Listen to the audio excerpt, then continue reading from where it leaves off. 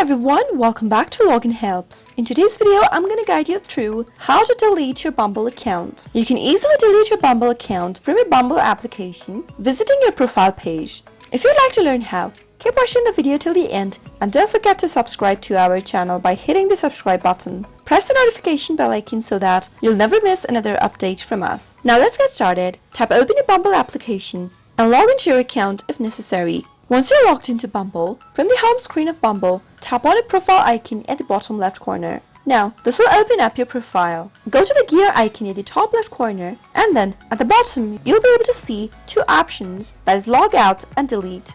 If you want to delete your Bumble account, you can simply tap on the delete option. Once you delete your Bumble account, remember that it can't be restored, and in case you change your mind and you'd like to join into Bumble again, you'll need to create a new account. Once you tap delete, you'll need to type in delete in the text box to confirm. After you type it in, simply press confirm from the pop-up. Once you do that, you'll be able to delete your Bumble account.